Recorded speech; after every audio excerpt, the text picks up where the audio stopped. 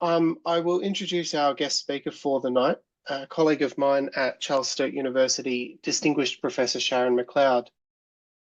Sharynne is the director of the Children's Voices Centre, which she will tell us a bit about tonight, and a distinguished professor at the university at Charles Sturt, specialising in speech and language acquisition.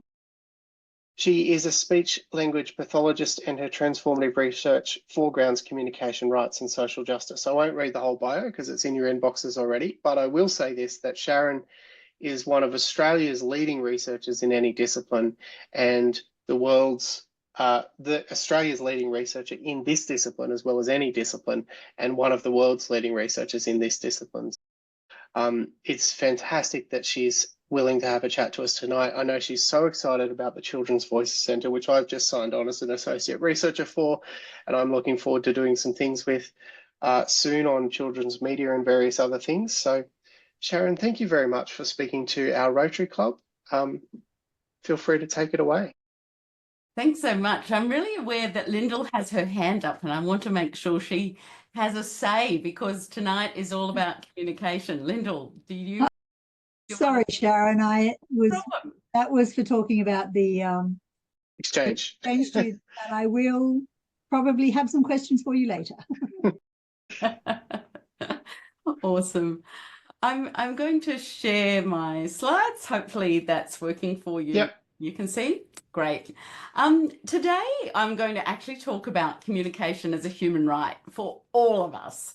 And I've really enjoyed listening to your ability to communicate to one another. Clearly you are competent communicators. And so we're going to have a little think about communication as a human right for all. And tonight we're going to think about what that means for communicating with children. I do acknowledge and pay my respects to First Nations elders, past, present, and emerging. The work that we do is certainly with our emerging elders, and acknowledge the traditional custodians of the lands on which we're all meeting today. I'm meeting on Wiradjuri land, and this beautiful artwork is painted by a Wiradjuri artist, an early childhood educator from the Bathurst area, and it's called Family Connections, and it sits above my desk, and I really think about the children and families and communities that nurture us, and I'm really aware of Rotary as a nurturing community. In fact, I've just popped the abstract in the chat, so if anybody needs to leave a bit early or wants the quotes and things, there's a few ideas there that you can take away. But I want to actually acknowledge and say thank you, Rotary. I am a Ryla graduate. I don't know if Ryla still exists. Does it? Yeah. You know, it was transformative to me, and I wasn't going to put this into my... I'd sort of completely forgotten about this until Travis started talking to me tonight, and I went, oh my goodness, I'm a Ryla graduate. And I just want to share for a moment. I was a young child in Bathurst where my parents went to year 8 at school. I was the first to ever finish high school of any aunt, uncle, cousin, anybody. And so finishing high school and going to Ryla before I went to university actually really equipped me so well for that next stage of my life. I have the most brilliant family, the most wonderful upbringing, the most fantastic, passionate, and clever family, but formal education has not been their thing. And so it's kind of funny, me being a distinguished professor now, and I'll show you in a moment some of the things that I've been able to do in this role. It was really not till tonight that I had remembered, I reflect on it sometimes, but I had remembered just how important going to Ryla was for me. I'm so glad it's still going because it really just equipped me with many ways of interacting, translating, my thinking ahead. And so here am I. And in fact, here am I at the United Nations. So you never know, that whoever was at that Ryla teaching me might have chipped away at things that made me get there. So a few years ago, I was really honoured to take some of this work to the United Nations in New York and to speak in New York about communication as a human right. I don't know if you've recently read the Universal Declaration of Human Rights. It's just turned 75. And it's such an important document for our world. And if you haven't just sat and read the Universal Declaration of Human Rights from 1948, it's a really, really wonderful document. And Article 19 is very meaningful to the work that I do. Article 19 says, one has the right to freedom of opinion and expression. This right includes freedom to hold opinions without interference and to seek, receive and impart information and ideas through any media and regardless of frontiers. Now, I am a speech pathologist, so that word everyone is really meaningful to me because sometimes the people who have freedom of opinion and expression are the articulate people who speak the dominant languages in their communities, they're adults. There are things that enable the world to hear some people and not others. And so my work works with children, as I will talk to you about in a moment, but also children. And I've had lived experience of many family members who unfortunately have had things like Alzheimer's disease, motor neuron disease, Parkinson's disease, those terrible diseases that rob people of their capacity to communicate. And I also work with people and do research in over 100 languages. Many of them are marginalised and Indigenous languages where they're not dominant languages. So those people are often not included in the world's thinking of everyone. So I'm going to just challenge you a little bit tonight. Here's a picture of me again at the UN, and also I've more recently had the opportunity, it was 2018 I was at the UN, but a few times now I've been able to also speak at the World Health Organization with this work, and we're currently doing a project with WHO, and they at Charles Sturt University, they invited us to do this project because of the work that we're doing about listening to all children. Now, to remind you, and communication is a human right, but it's actually seen as the freedom to express opinions and ideas is a society. And for those of you in Canberra right now, that's certainly something that I think that you driving around and driving past Parliament House and things get to see. And on the news, we're really thinking about what is democracy at the moment and how can we express our freedom, our opinions and ideas. Communication is a basic human right for everyone, but tonight I want to suggest that that also includes children. Now, the Council of Australian Governments has a commitment that all children in Australia have the best start in life to create a better future for themselves, but also for the nation. The very last slide that I'm going to have thinks about children of today and tomorrow and what that means for us. In fact, children's right to communicate is also enshrined in the Convention on the Rights of the Child. The Convention on the Rights of the Child was signed back in 1989, so a really long time ago that this has been around, but not everybody has awareness that this exists. The translation of Article 19 from the Universal Declaration of Human Rights for everyone to children a little bit more to it. It's actually in Articles 12 and 13. So to start with, they've put it in two different articles. I'm going to read Article 13 because it's it adds that extra piece. And it says, the child shall have freedom to seek, receive and impart information and ideas of all kinds, regardless of frontiers, either orally, in writing or in print, in the form of art, or through any other media of the child's choice. Now, this little girl, we've had a photo shoot. So many of the photos are actually part of our University Children's Voices Centre, and we had children come and families agreed to be part of our photo shoot. And this little girl came and made a book. Her mother didn't know about it, and she wrote this book for me to tell me how happy she was to be in the photo shoot for the Children's Voices Centre. And if you look really carefully, she's actually written the word happy. Can you see HAPPY there? To tell me that she's really happy, and she's written a love heart to be part of this children's photo shoot for our website and for me to use when talking about the centre. And so it's interesting, children can sometimes use writing and print, but sometimes they can't. And I'm going to show you some fabulous ways that children have talked to us without talking and without words. The Children's Voices Centre only began in January. We are still establishing it. We've had about 4 or 5 years of being a research group. And for those of you in universities, you'll know you go from a research group and you really have to prove yourselves. Then you become a research centre, and if you're absolutely fabulous, you become a research institute. So we're in that middle phase right now, and we're so excited. We have 3 years of funding.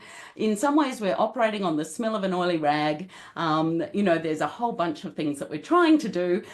We're doing the absolute best that we can with what we've been given, because we have a real commitment to undertake research with children, for children, and about children. So we started in January. So we're January, February, and now we're almost through March. And it's just been fantastic what we've been able to achieve already. Here's our website, and I've put that in the chat for you if you want to have a look. And of course, that is evolving. Part of what we're doing at CSU is gathering together people who work with children, for children, and do research about children as well, to build children's capacity. That's our main focus, but also to build the capacity of families, communities, including Rotary, and the workforce to support children across the world, and to also build researchers' capacity for engaging in transformative research. So it's a great honour to be the director and to run towards this goal. I wanted to share with you some of the things that we've done over the past few years while we're a research group to really engage in creatively listening to children about a whole range of things, and how that has, we have put some of that work onto the United Nations website. Well, the United Nations chose to put it on their website. We submitted it to them, and then they have it now there permanently, which is really exciting. We conduct conferences, and these conferences, the Early Childhood Voices Conference, started in 2020 during COVID lockdown. Our dean at the time said we needed to think big with no money, and so we set up this online conference. And we've now run it through in 2020, 2022, and 2024. And here was our launch in 2024 in the TV studios that Travis knows well. And at that conference, we had just over 1,200 people from 57 countries and regions involved. Also, didn't just want to hear the 100 papers from adults. We wanted children to participate in our conference. So we did have children there at our launch providing the band, but when the band wasn't playing, they were also our press gallery. And you can see on our website just what the children, how the children reported on this conference. But we also, over the years, have invited children to draw. First of all, we invited children to draw talking. Last year, we've invited them to draw playing. And then now we're just getting our ethics finalised to have children draw health and healthcare. So in the Children Draw Talking research, we had 200 drawings from 24 different countries. these are the countries that were represented. Kids aged 2 to 12 years who spoke 23 different languages drew themselves talking for us. We have wonderful connections across the world with our research centre, but some of the countries that submitted, I have no idea how they found out about it. Last year in Children Draw Playing, we had 100 submissions from Mongolia, and watching how children drew themselves playing around yurts and with horse racing, but also drawings that were just so at place in Bathurst or Canberra or Nowra. It was so fascinating how children can talk to us through their drawings. In the Children Draw Talking, two of the things that really surprised us, we've done a range of analyses using our interdisciplinary lens. We have about 12 different disciplines that make up our Children's Voices Centre across health, education, but also data science, communication and media, and lots of other areas across the university. But when we looked at what children were telling us about what do they do when they talk, of course, they talk to friends and families. Sometimes they talk to teachers or even speech pathologists, some of them. But a lot of them talk to animals. And we often forget about the importance of having an animal, a cat or a dog particularly, but one little fellow from Poland actually drew himself talking to a spider in his treehouse. And so animals are audiences for children to share with, and animals listen unconditionally. And we found that quite interesting to sort of think about the importance of animals. When children talked, a lot of them drew themselves talking outside. And really emphasised what they were doing outside with their talking and how it was fun to talk outside. They talked about toys and animals, friends and families, and a lot of them talked about being happy. A number of them, like this little girl's image, showed their ability to talk in a number of languages. So this girl from Hong Kong has written, I am now finished with my homework, but she's written it both in traditional Chinese script and in English. And their capacity to communicate was really quite meaningful. We've used this work to think about how we can provide supportive communication environments for children, but also thought for people who are in professions that interact with children, how that can inform our work as well. In our Children Draw Playing Global Online Gallery, many of the drawings looked similar. There were many slippery dips or slides. There were many different ways and parks and things. This is an example of a child from Brazil. And we did ask children how playing is good for the world. Some of them said things like physical activities, but others of them said things like it helps us think about in teams and it helps us work out problems. And so quite insightful ways that children have talked to us through their playing. The United Nations, for their 75th anniversary of the Universal Declaration of Human Rights, actually asked children and young people to make a submission to give them input into how to shape the future together. And so we had an advisory group. Oh, I'm sorry, hang on, I've gone ahead. Here's, we have a couple of advisory groups. Here's one of them, I hope you can see it, large enough, who give us a lot of very good and very frank advice about what we should be doing and how we should be thinking. And some of the children in our advisory group reviewed all the drawings. We actually now have them in global online galleries that you are able to have a look at too. I forgot to put the link in, so I might do that at the end, or if I don't, I'll give it to Travis so you can enjoy it. But we got them to look at the drawings and then to reflect on it and think of messages from the drawings to share with the United Nations. One of the things that I thought was really insightful is that Rourke said to us, stuff is accomplished because, oh, I'm sorry, my clock is donging. Stuff is accomplished because children have an imagination. He said, Isaac Newton and Albert Einstein were children once before they were adults, and that's how stuff's accomplished. When they were children, they had an imagination. We sometimes forget about who we were as children and the type of things that have shaped us into who the adults we are now. See my previous conversation about Ryla. One of the things that is important when we listen to children, and in fact when we listen to anybody, is to give them space and voice, the capacity to talk to us and to listen, but also to give that message an audience and the capacity for influence. And that's one of the things we're trying to do with the Children's Voices Centre. Interestingly, what we submitted to the United Nations, this 16-page document that now sits on the UN website, was noticed by the World Health Organization. And this is a photograph of me talking to the WHO in Manila in October last year.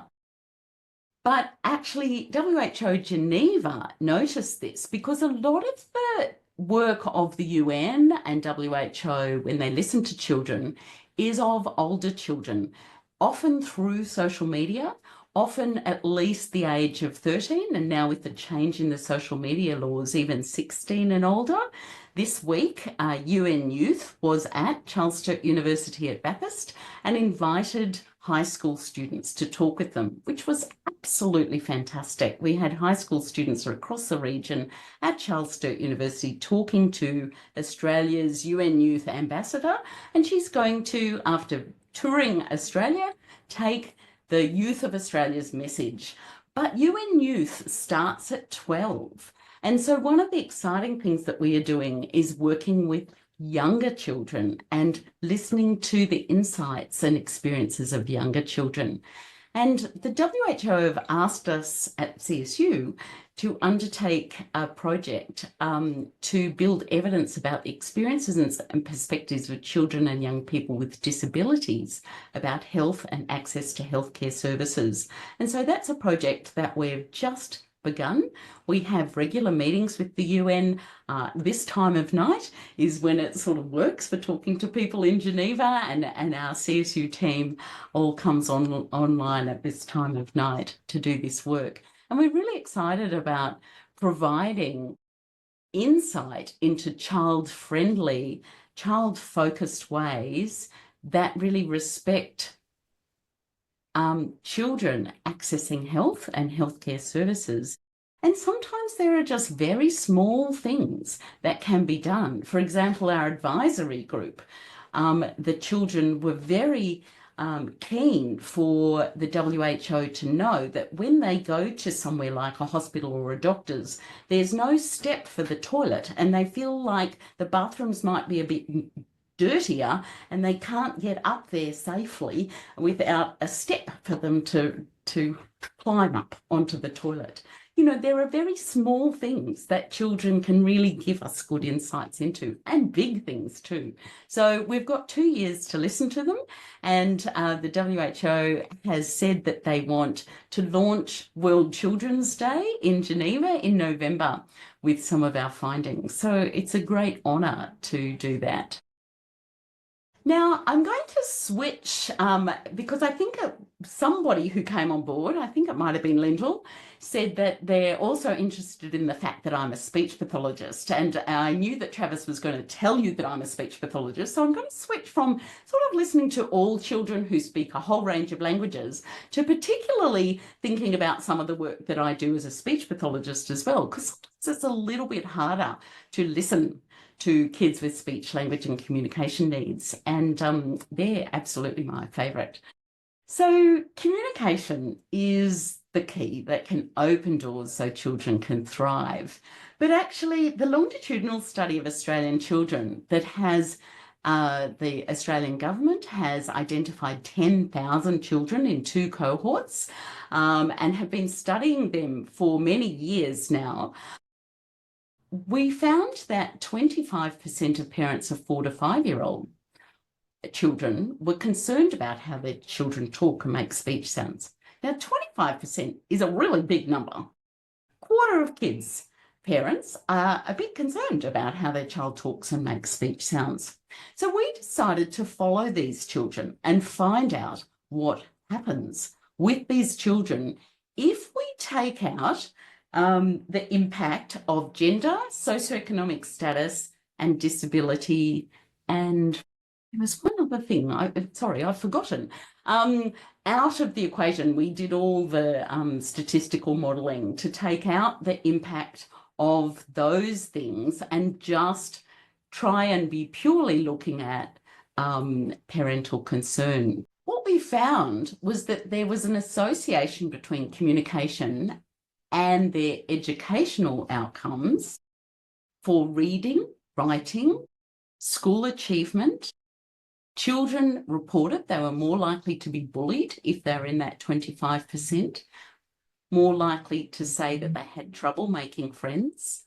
They were more likely to say they didn't enjoy school, and more likely to say that they had trouble with their teachers if they were, oh, that's right, it was language background. So that was over sex, age, language background, and socioeconomic position. So this is one of our studies where we were able to get data from teachers, parents, and the children themselves for 4,329 children. But we found this type of study and these type of outcomes for these children over a long period of time. So even when parents are a bit worried about their children at 4 to 5, it's really important, and if there's something you want to take away, it's really important to get advice as early as possible. Call your local speech pathologist at the community health centre, at the hospital. They are also available in the private system, but you can have speech pathology for free, particularly to ring up and get advice. We do have long waiting lists, but get in, and I particularly love talking to parents of 2 and 3-year-olds, and that's what my PhD research was on. What we found when we did a study with 14,500 children across an entire Catholic school district, we found that 13% of children across from kindergarten to year 6 had speech, language and communication needs. So this study included the children had to be identified by their teachers, but then had to be assessed by, and it was looking at a whole range of different needs that children might have. It included behaviour, which was at 8%, hearing loss, which was at 1%, vision loss, which was at 1%. Communication was one of the largest areas of need, lower than learning disability. The types of areas that are usually used and the types of labels, if you like to identify different areas of communication difficulty, these are the more modern ones. If you're looking up on the internet about any of them, are speech sound disorder, childhood apraxia of speech, which are a difficulty using your mouth, developmental language disorder, which is about understanding and expressing yourself, stuttering, and then voice disorder, whether your voice is too high, too low, too nasal, or something like that. One of the things that happens a lot with the kids that we see as speech pathologists is that their communication difficulties are often invisible. All of these children were involved in a study that we undertook a few years ago. All parents have given us permission, and all of them were identified with communication difficulties, but you can't really see that they have it. And one of the things that kids get very good at doing if they have difficulty communicating is following the lead of the class and being quiet. In fact, I once taught a class, well, actually a few times taught a master's class for teachers. And I said, now your assignment is to find a child in your class with some communication difficulties and do these tasks with the child. And a number of them would say, but I don't have anybody in my class with a communication difficulty. And so after a few weeks, I said, okay, try again, have a look. And I still remember one teacher saying to me, oh my goodness, Sharynne, I have a child who I've actually never heard talk. She's very good. She does everything. I hadn't realised. I have never heard her talk. And when I talked to her mother said she is actually selectively mute and doesn't talk at school. And I hadn't realised. Now, I think teachers are amazing. I'm not saying anything against teachers. I'm married to a teacher. My sister's a teacher. My children are teachers. I know how hard their job is. They have so much to do and so much to attend to as a teacher. And it is sometimes very difficult in your very busy class to identify children who are smart but have difficulty communicating. One of the things that we've also done is look at children whose parents were concerned about their communicating over time with NAPLAN. And we have found, and it's a little bit hard to see, but basically the bottom lines, the orange lines at the bottom, are the 25% whose parents were concerned about their children at 4 to 5 years of age. They're statistically significantly different at every time point, year 3, 5, and 7, on every NAPLAN test, reading, writing, spelling, grammar, and numeracy, because actually mathematics has a lot of language in it. John had 2 apples, Bob had 3 apples. How many apples did they have? There's actually a lot more words than numbers in that sentence. And so children with communication difficulties continue to have difficulty over time, even with numeracy.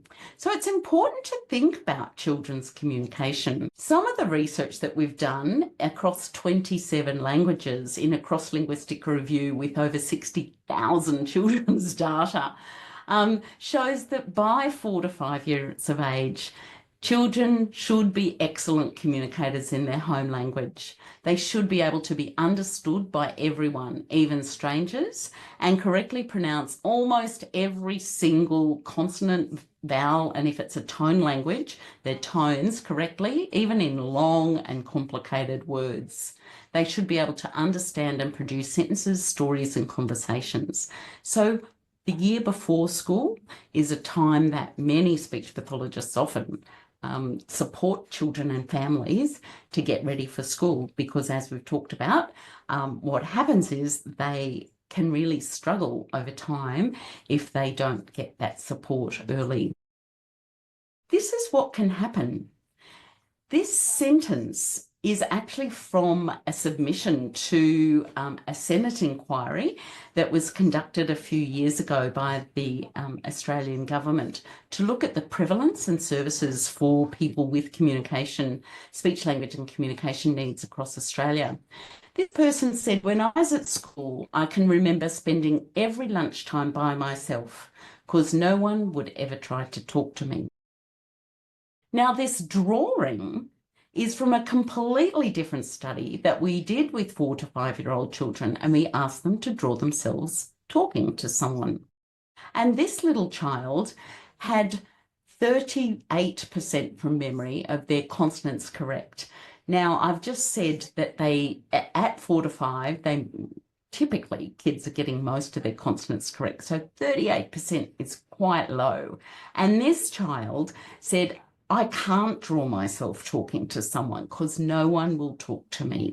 Now, in those drawings, we had almost 150 drawings from these children, but a lot of the children in this same study drew themselves talking to someone with large listening ears. This little fellow, I hope you can see my mouse, can't you? Yeah. This little fellow had his friend with a big ear because he liked talking about watching telly and eating chocolate frogs. This little fellow, his sister with her ear listening.